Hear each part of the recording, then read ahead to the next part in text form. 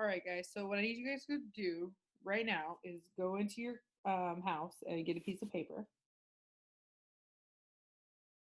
Like, go get a piece of paper. This is not a drill. In order to be successful in this activity we're doing right now, you need a piece of paper right now. Okay, so on that piece of paper, I need you to write your name and fold it in half. Okay, so now I need you to go get some scissors. Oh, you don't have scissors? How could you not have scissors? You need you to cut your paper in half, so now you have two pieces of paper. And then now I need you to staple those two pieces of paper together. So now you have a book. So you should be stapling it 3 staples to make the book. You haven't done that yet? How could you not have done that yet? All right, so make sure your name is on the outside of the book. Oh, I didn't tell you that till you stapled it. You need to take it apart, staple it back together. So now you have a book, right? And you are ready to turn it. The point of this little activity is to show how important universal design for learning is. We just expect that, kids are able to participate based on what we tell them to do. I didn't show you what I wanted you to do. I didn't model for you. I berated you when you didn't have what you needed. You weren't even set up for success. Universal design for learning. So I want you to answer these 2 questions.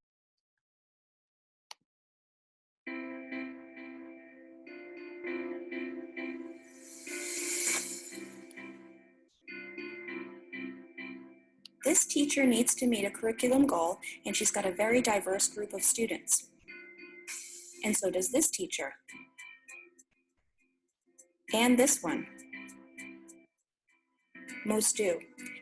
In fact, research shows that the way people learn is as unique as their fingerprints. What does this mean for teachers of today?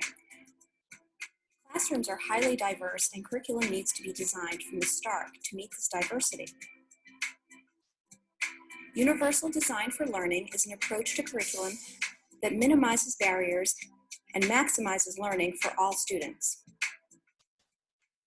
Whoa, that's a fancy term. Universal design for learning. Let's unpack it a bit. Let's think about the word universal.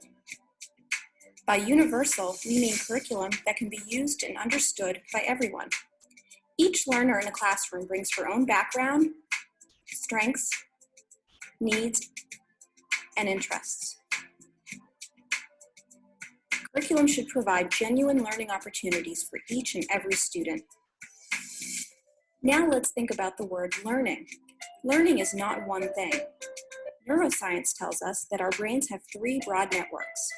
One for recognition, the what of learning, one for skills and strategies, the how of learning, and one for caring and prioritizing, the why of learning. Students need to gain knowledge, skills, and enthusiasm for learning, and a curriculum needs to help them do all 3. But every learner is unique, and one size does not fit all. So how do we make a curriculum that challenges and engages diverse learners? This is where the word design comes in. A universally designed building is planned to be flexible and to accommodate all kinds of users, with and without disabilities. It turns out that if you design for those in the margins, your building works better for everyone.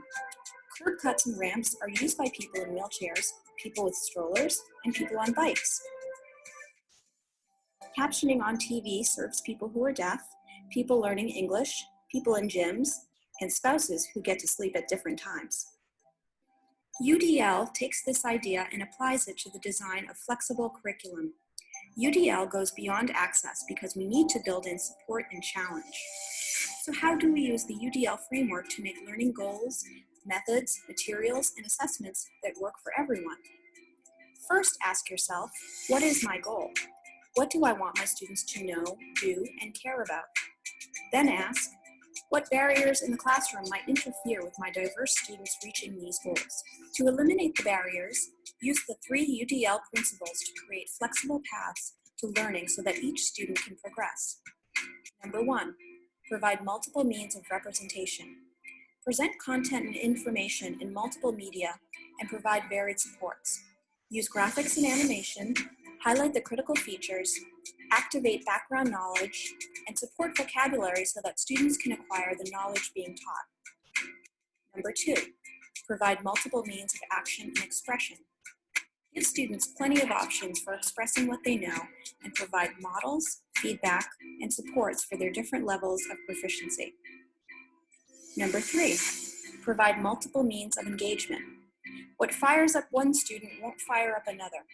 Give students choices to fuel their interests and autonomy. Help them risk mistakes and learn from them. If they love learning, they will persist through challenges.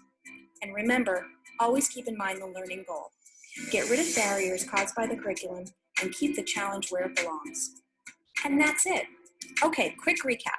Show the information in different ways. So the recap, show the information different ways, give students different ways to represent the information, and make sure there's lots of different ways of engaging students in the learning. So the way I always explain Universal Design for Learning is I love to host dinner parties at my house. Love it. But if I served this taco plate at my house, like the problem with these tacos are there's cheese on them, there's meat in them. Some people can't eat the shells because of gluten intolerance. Some people just don't like tomatoes. So you have to think about those things when you're hosting a party. Similarly, when you have students, like this taco plate is not going to meet the needs of all students. So now I'm going to give the option of any one of my friends to come over to my house, and I have a menu for them. But like, that's why people go to restaurants. I'm not a restaurant. My house is not a restaurant. My classroom is not a restaurant. You don't get to pick off the menu and get what you want. So that is why it's really important that we UDLify our lessons in our classrooms to give everybody the ability to participate in the things that they can participate in with lots of different kinds of options. So the taco bar analogy is all students are getting the accommodations so that they can participate in the activities, or depending on the setting, modifications so that they can participate in their learning. So there is difference between differentiation. People think, oh, I'll just differentiate the lesson. That is a Band-Aid method, okay? There's one size fits all, there's differentiation, and then there's universal design for learning. And differentiation is just going to, oh, I have a Band-Aid for that. And you're running around like a crazy person, getting back to the kitchen, trying to figure out, okay, well, this is for this person, this is for this person, this for this person, this for this person, versus, oh, here are all the different things I've laid out for you, buffet, and you can take the things you need.